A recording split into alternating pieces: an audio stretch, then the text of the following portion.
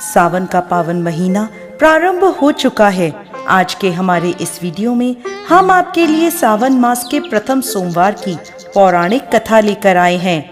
एक समय की बात है, अमरपुर नामक एक नगर में अमीर साहूकार रहता था। उसके कोई संतान नहीं थी, जिस कारण वो बहुत दुखी रहता था।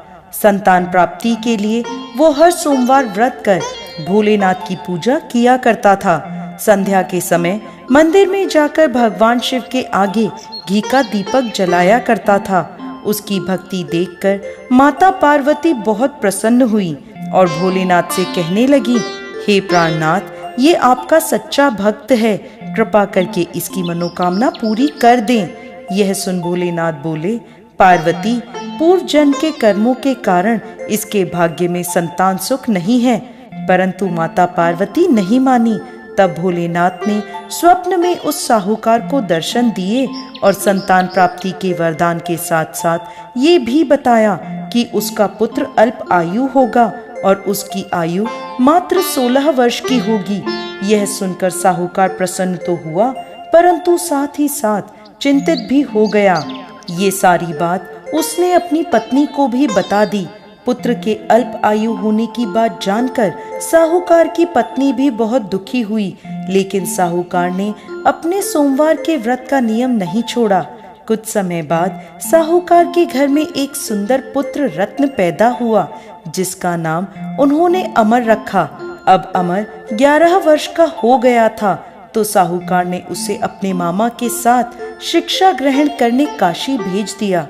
साहूकार ने उन्हें रास्ते के लिए कुछ धन दे दिया और कहने लगा, तुम जहाँ भी रात्रि विश्राम करो, वहीं यज्ञ आदि करके ब्राह्मणों को भोजन करवा देना।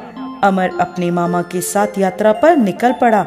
रास्ते में वो एक राज्य में पहुँचे, जहाँ राजकुमारी का विवाह हो रहा था। परंतु जिस राजकुमार से उसका विवाह होना था, वो अचानक किसी कारण से एक आंख से अंधा हो गया। यह बात किसी को पता ना चले, इसलिए राजकुमार के पिता ने अमर से दूल्हे की जगह बैठने की विनती करी। अमर ने यह विनती स्वीकार कर ली और राजकुमारी चंद्रिका से विवाह कर लिया। विदाई के समय अमर ने राजकुमारी चंद्रिका को सारी बात बता दी और उन्हें अपने पिता के घर छोड़कर काशी की ओर चल दिए। जब अमर 16 वर्ष का हो गया, तब उन्होंने एक यज्ञ का आयोजन किया और यज्ञ के बाद ब्राह्मणों को भोजन कराया और अन्न और वस्त्र दान भी किए। उसी रात्रि निद्रा में अमर की मृत्यु हो गई। उसके मामा जोर जोर से रोने लगे। उनका विलाप सुनकर भोलेनाथ और माता पार्वती वहां आ पहुँचे।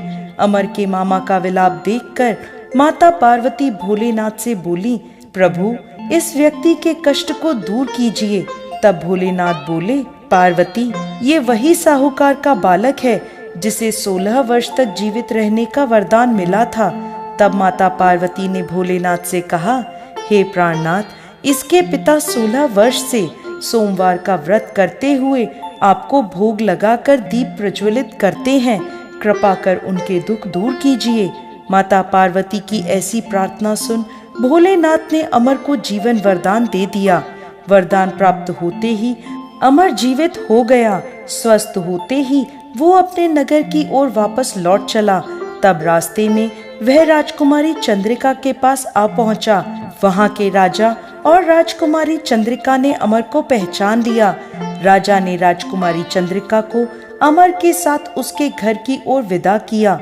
वहीं दूसरी ओर साहूकार और साहूकारनी यह जानते थे कि 16 वर्ष की आयु में उनके पुत्र की मृत्यु निश्चित है। इस कारण वो बहुत दुखी थे और कष्ट में अपना जीवन बिता रहे थे। तभी उनका पुत्र अमर राजकुमारी चंद्रिका के साथ घर पहुंच गया। अमर को अपनी नवविवाहित पत्नी के साथ देखकर साहूकार और साहूकारनी बहुत प्रसन्न हुए।